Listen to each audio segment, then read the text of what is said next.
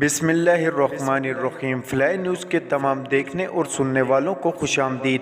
اگر آپ ہمارے چینل پر نئے ہیں تو سب سے پہلے چینل کو سبسکرائب کر دیں اور بیل آئیکن کو پریس کر دیں اور ہماری ویڈیو کو پورا دیکھیں تاکہ دنیا کی معلومات سے آپ باخبر رہ سکیں۔ آئے بڑھتے ہیں خبروں کی جانب۔ سابق وزیراعظم نواز شریف اور سعودی ولی عہد محمد بن سلمان کے درمیان ملاقات ہوئی۔ ذرائع کے مطابق مسلم لیگ نون کے قائد میاں نواز شریف اور سعودی ولی عہد محمد بن سلمان کے درمیان ملاقات میں مریم نواز بھی موجود تھی۔ ذرائع کا کہنا ہے کہ محمد بن سلمان اور نواز شریف کی ملاقات مثبت رہی، جبکہ شاہی محل میں ہونے والی ملاقات میں پاکستان کے مسائل اور ان کے حل پر تفصیلی گفتگو ہوئی۔ تحریک انصاف کے چیئرمین عمران خان نے کہا کہ بڑی مشکل سے امیدواروں کو ٹکٹیں دی ہیں، لہٰذا رہ جانے والے امیدواروں کی اپیلیں جلد سنیں گے۔ زمان پارک میں کارکنان سے خطاب میں عمران خان نے کہا کہ جنہیں ٹکٹ نہیں ملا وہ اپیل کر سکتے ہیں۔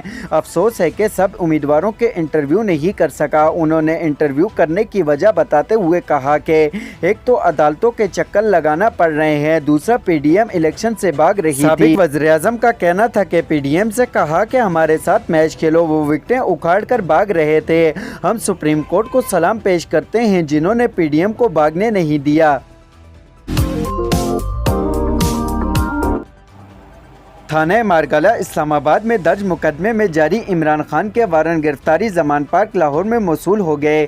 زمان پارک میں عمران خان کے وارنٹ گرفتاری ان کے وکیل نے وصول کیے۔ عمران خان کے خلاف وارنٹ گرفتاری اسلام آباد کے تھانہ مارگالہ میں درج مقدمے میں وارنٹ جاری ہوئے ہیں۔ بھارتی عدالت نے 2002 کے گجرات فسادات کے دوران 11 مسلمانوں کے قتل میں ملوث 70 افراد کو بری کر دیا۔ بھارتی ریاست گجرات کے شہر احمد آباد میں 11 مسلمانوں کے قتل کے مقدمے کے مطابق فروری 2002 میں ہندو انتہا پسندوں نے مسلمان آبادی میں گھروں کو آگ لگائی تھی، جس میں 11 مسلمان شہید ہوئے تھے۔ عملے کی تحقیقات کے مطابق گجرات پولیس نے مسلمانوں کی کوئی مدد نہیں کی اور انہیں شر پسندوں کے رحم و کرم پر چھوڑ دیا تھا۔ متاثرین کے وکیل نے فیصلے کو اعلیٰ عدالت میں چیلنج کرنے کا اعلان کرتے ہوئے کہا کہ فیصلے سے ایک بار پھر متاثرین کو انصاف سے محروم کیا گیا ہے۔ بھارت کے موجودہ وزیر اعظم نریندر مودی فسادات کے دوران گجرات کے وزیر اعلیٰ کے عہدے پر فائز تھے۔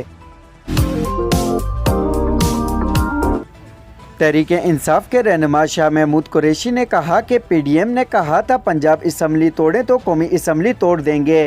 ایک بیان میں شاہ محمود قریشی نے کہا کہ خدشہ ہے حکومت انتخابات کو طویل دینا چاہتی ہے۔